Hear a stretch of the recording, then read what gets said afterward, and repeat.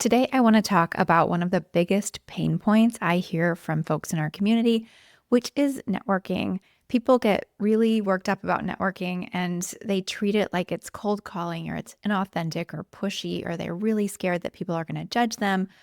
All kinds of emotions come up around networking, and that's really normal. In this episode, I want to break down a different approach that feels more authentic and feels more comfortable for those of us who really struggle with networking, frankly. So, a couple of pain points I want to address in this episode: feeling uncomfortable or stuck when it comes to networking, not knowing how to start a conversation without feeling weird or pushy, struggling to turn networking into actual job opportunities, difficulty maintaining connections without feeling like it's over asking, or feeling like your networking is transactional. If any of these things feel true for you, you're in the right place, so stay tuned for this episode. All right, most biotech professionals treat networking like cold calling, and they are terrified of it. Most people don't enjoy cold calling, which is why most people are not salespeople.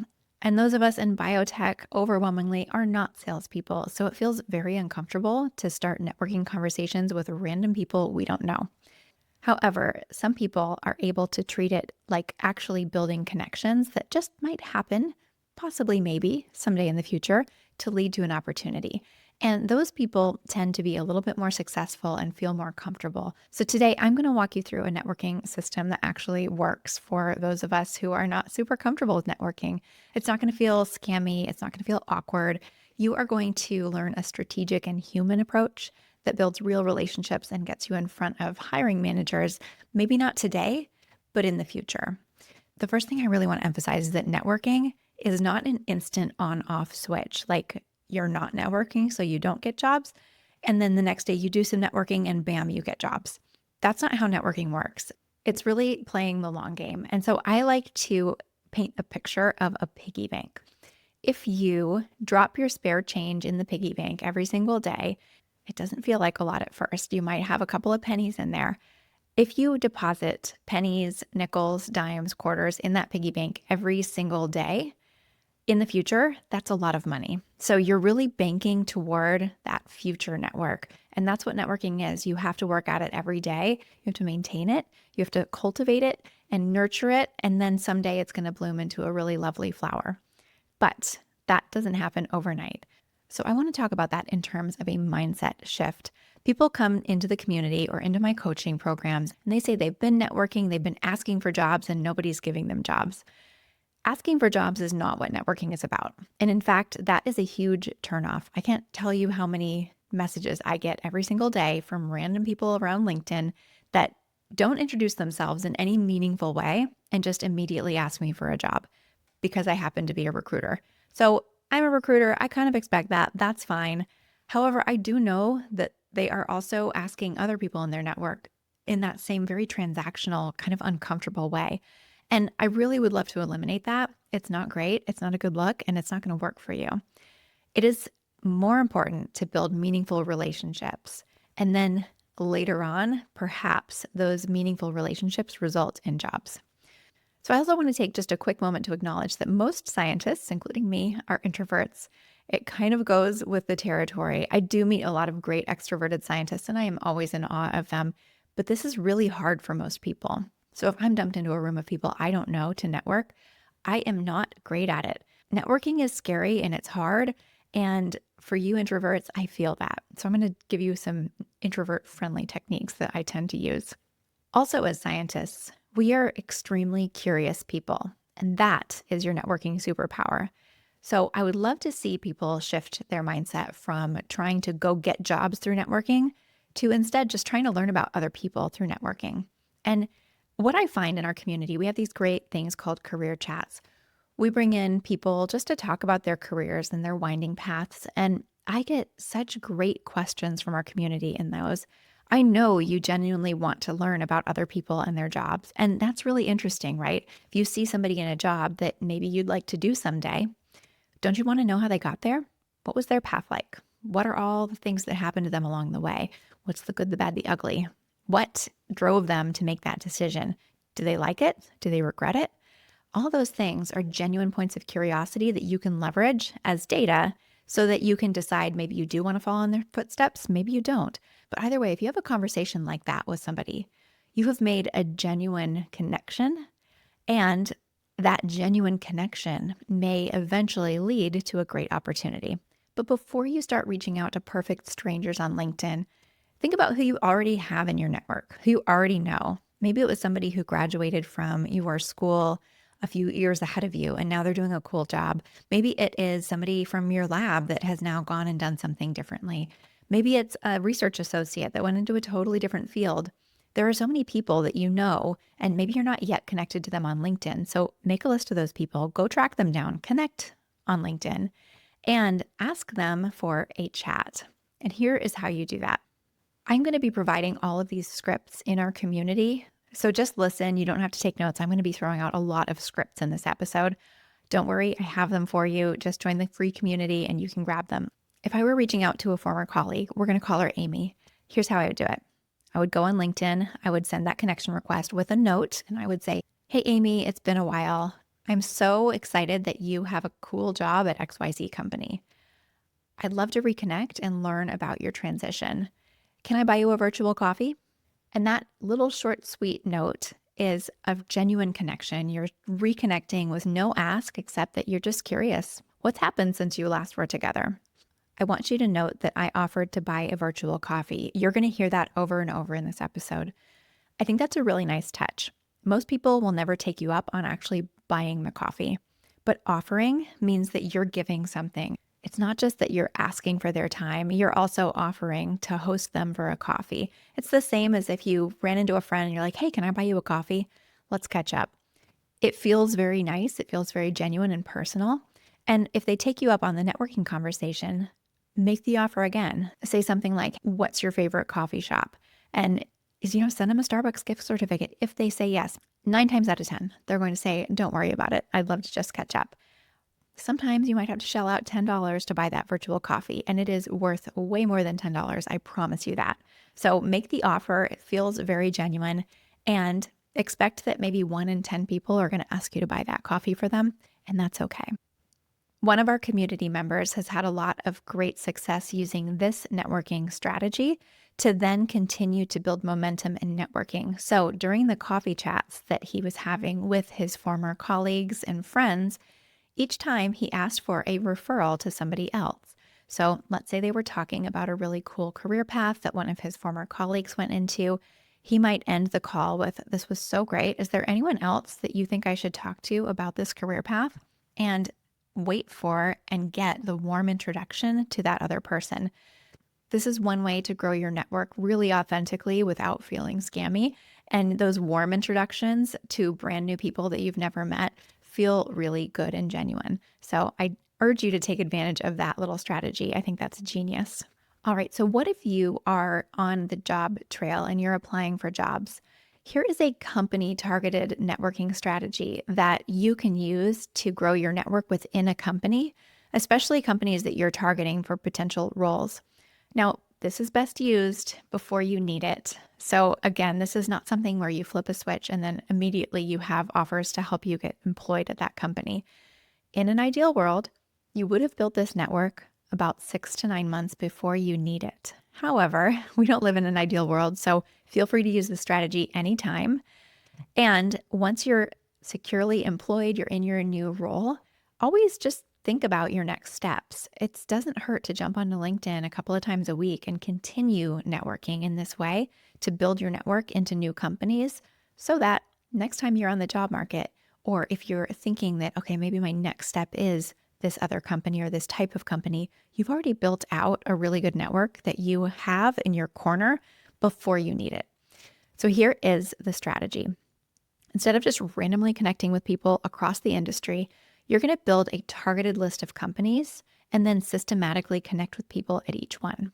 And the people you're going to connect with are going to be the colleagues that you would work with in that company. So these would be people at the same level as you, maybe a level or two higher and a level or two lower. You're not going to be targeting the founder of the company or the C-suite. You're going to be targeting people around the job that you'd be doing and also ideally around the function you'd be doing. So a great example is if you are an analytical development scientist, You may connect with senior scientists, principal scientists, research associates, and sort of keep your sphere to those people you'd rub shoulders with in that role. Now, in terms of function, you might look for people in analytical, process development, even R&D, people in commercialization and CMC. Those individuals are people that you would directly interact with in that analytical development role. So think about the people, the other functions that you'd work with, and then look for folks that are at that level in those functions and make a list of those folks. Then what you're going to do is reach out to those people with a really simple networking strategy. We're going to reach out in this example to someone named Joe, and he is a process development scientist at AbbVie. So the strategy is to find common ground, compliment them, and ask for that coffee chat. So I might say something like, "Hey, Joe, I see you also did a PhD in molecular biology, and now you're in process development. I'm considering a shift like that myself, and I'm curious if I could buy you a virtual coffee to learn about how that went for you." That little script is really wildly successful because people love to help other people. So you're asking for a favor. It's not a big favor, but to share his experience. And during that coffee chat, you are not going to ask for anything that has to do with any jobs. You are just going to learn. You're going to ask everything about his job, his experience, the pluses and minuses, all the things he navigated to get there.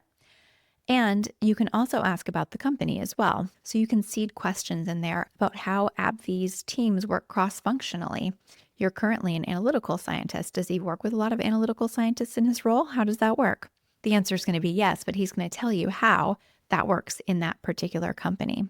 When you are all done with the call and you're signing off, first of all, ask for a referral for another person that you should speak with. And I would say, thank you so much for sharing. This has been incredibly helpful. I'm actually really excited about AbbVie, and I wasn't sure I would be because it's a bigger company than I've typically targeted. Maybe I'll start to look for jobs there and let you know if I see anything that sounds interesting. So you've just sort of planted a seed. You're not asking for anything. You're just thanking for the experience, and then you're saying, I'm going to look. Let me see. Now, here's the key. Later on, if you do find a role that looks great at AbbVie and you want to go and apply, you can then reach out to Joe and you can say, "Hey, I just wanted to thank you again for all of the great insight you gave me. I did get really excited about AbbVie after learning about it. So I found a job that looks great. I'm going to apply for XYZ position. Do you have any tips for me?" So you're not asking for anything but tips at that point. And here is the kicker. Most companies offer a monetary reward for their employees referring people into jobs. So if Joe liked you and thinks you might be a good fit, Joe just might say, "Hey, I can actually refer you into that job. Let's see your resume." That is the strategy. So again, it's not overnight. It takes some time, ideally 6 to 9 months or longer. I mean, if you had a coffee chat like that 3 years ago, you could still leverage it. But these sorts of really nice connections build over time. And the referrals you get from these connections are great. So when you're talking to Joe, maybe you ask for a referral from a different company and say, "It's been great to hear about your experience at AbbVie. Have you worked with anybody else in the past that might be a great reference for me to learn about how this works in a different company, a smaller company, a larger company," whatever that is, and get that referral. So that now you're networking into multiple companies at once. The bottom line here is to lead with curiosity. And during these types of coffee chats, not to talk very much. Your goal is to let them talk for 80% of the time. And I'm going to actually talk about that at the end of the podcast and how we can accomplish that. Another great way to network is to volunteer. And there are so many great organizations around that connect biotech professionals. I think of Women in Bio as one that I've volunteered with in the past, but there are so many. So if you are attending some sort of a networking function, if you can actually start to volunteer for that group, you're going to find it a lot easier to network, and especially as an introvert.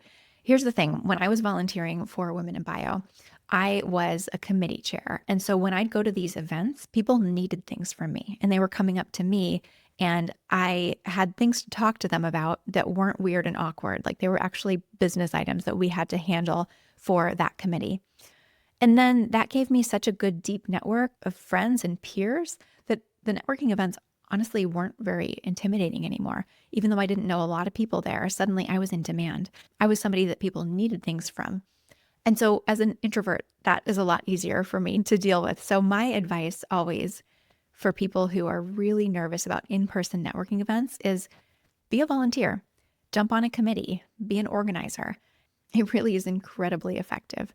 It gets you out of your bubble, and it possibly is something you can use on your resume, depending on what you're volunteering for. These types of skills, like project management, communications, all of these can be great things to go on your resume during maybe a career gap that you're experiencing. All right, I talked a little bit about allowing the other person to do most of the talking. This is key. When you're having a networking call, a coffee chat, I call them, you want the other person to feel really special. And people enjoy talking about themselves. They love helping people. They love sharing their experience. So if you get that yes to a coffee chat, you need to know how to lead the conversation such that you are doing more listening and they are doing more talking. And they will leave that conversation feeling like it went incredibly well and they were very helpful to you. And they genuinely will have been. So if you are ready to have one of these chats, you must pre-plan. Really get out in front of it by writing down some questions for them. And again, if you jump into the community, I'm going to give you all of these outlines so that you can do this really quickly. I already talked about asking them about their career path, the pros and cons, all of that. Here's some other questions that you can ask. What surprised you most when moving from previous role to current role? If someone were starting in your role today, what would you tell them they'd be doing the most in the first 30 days? A follow-up question to that is, what is the most impactful thing they do in the first 30 days? If you were me targeting your role, what 2 skills would you double down on in the next 6 months? So these questions do a few things. First of all, they're specific, so they're really easy for them to answer. They show you've done your homework and really care. And they give the other person a chance to share their expertise, which again, people love to do. So your job is just to listen, take notes, and follow up on the interesting threads. Following up on networking is something that people get really nervous about as well. And me too, I get it. You send out a note and you don't hear back, and then you think like, oh, they hate me. That's not the case. Often just people are really busy. So you can follow up if you've sent out a networking request that's gone unanswered. And often this happens because someone will accept your LinkedIn request, but not reply to that note. And so you're thinking, okay, what do I do now? If that happens to you, simply give them a little nudge. So a simple little nudge might sound like, hi, Sarah, I'm surfacing this in case it fell through the cracks. If email is easier, I'm happy to send you an email to follow up. And if you are connected with them on LinkedIn now, you do have their email address. So that's totally possible. Just short, light, no guilt trip, easy breezy. If you've had a coffee chat and you just want to keep that momentum going, keep in touch with them. You can just periodically send a quick little note with something interesting. So if you saw a press release from their company, that's a great way to keep that conversation alive. Google Alerts makes this really easy. So set a few alerts for companies where you're having these coffee chats. So any news that comes up, you can quickly just send out a little, hey, saw the press release on XYZ, congrats. Or I saw the LinkedIn announcement about XYZ. It sounds like you're making big moves. Just little touch points, nothing big, easy breezy again. And I just want to close by saying that the momentum here is big. If you do this daily, just a couple of little touch points, you're going to build a habit for networking. And that habit is going to serve you really well in your career. It means you're going to get a giant LinkedIn network of people that are willing to help you next time you need help. It might result in a job right now, but most likely it's going to result in more consistent job leads in the future. So little consistent actions are going to build that momentum. Try and track them however you like to track habits. I personally am a Notion user, so that's where I would do it. But put a little tracker together and give yourself a little goal, an attainable goal, maybe 5 networking outreaches per day. And those could include the follow-ups and the little touch points if you see a press release or something like that. But try and get yourself out there. If you are on the job market, try and aim a little bit higher. If job seeking is your job right now, spend an hour a day working on building your network and aim to have 2 to 3 coffee chats per week with interesting people. That's really going to move the needle for you. I really hope this makes networking just a little bit less scary. And again, come grab the scripts from me. When you turn things around and you think of networking as actual human connection, it really gets a lot easier. So again, come into the community, Grab the scripts and get support from people who are also doing this right now. Doing it together makes it a lot less scary. All right, I'll see you in there.